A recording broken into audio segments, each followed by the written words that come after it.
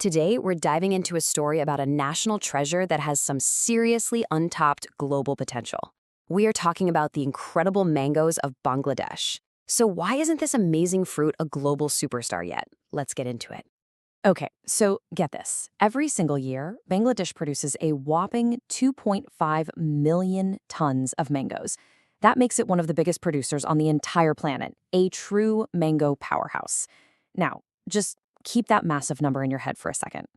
Now, look at this number. Out of those millions and millions of tons, only 1,321 tons were actually exported in the last fiscal year. I mean, that's not even a drop in the bucket. The difference between these two numbers is just wild.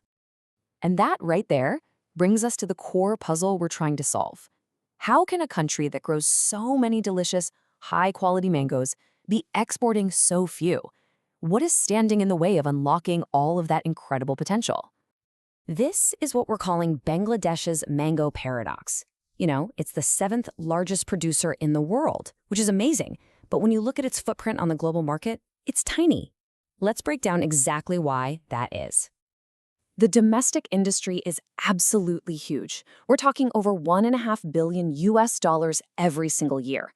And this isn't just one kind of mango. No way. There are over 70 different varieties, including absolute gems like Amrapali and Himsagar, which are famous for their incredible flavor. The quality is there, the quantity is there, so where's the disconnect?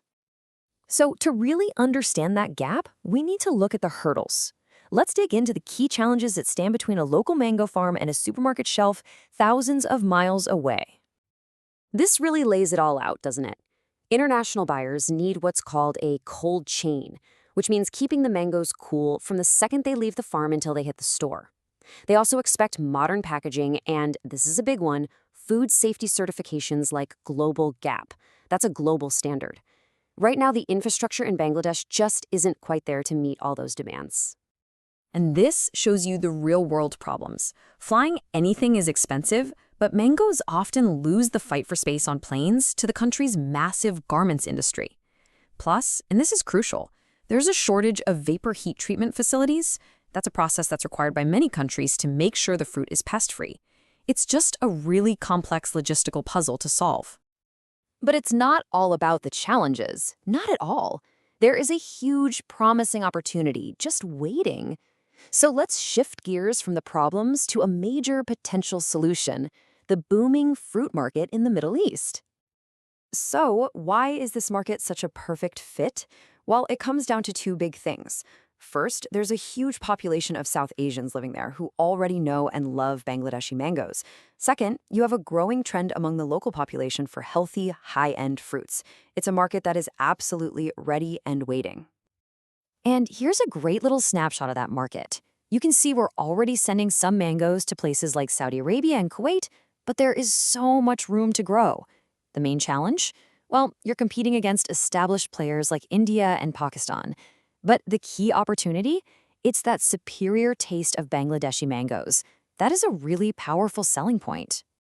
Okay, so knowing the opportunity is one thing, but actually grabbing it is something else entirely. So now we're going to walk through an actual playbook, a step-by-step guide for any Bangladeshi business that's thinking about jumping into this amazing market.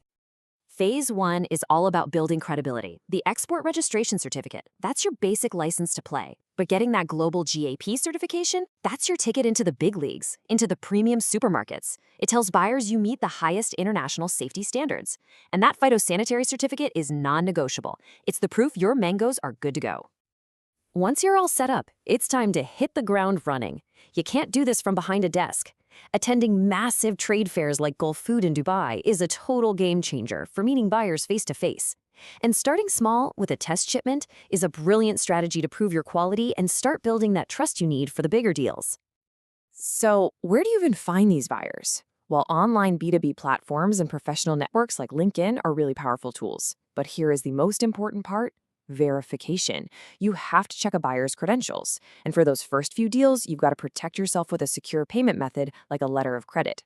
That's where a bank basically guarantees you'll get paid once the mangoes arrive safely. All right, let's bring this all together.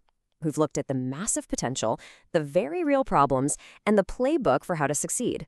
So, What does it all take to make this work for the long haul? The main takeaway is really this. The journey is not easy. It's going to require investment in things like cooling facilities, a serious focus on international standards, and some smart strategies to get into the market. But the obstacles aren't impossible to overcome.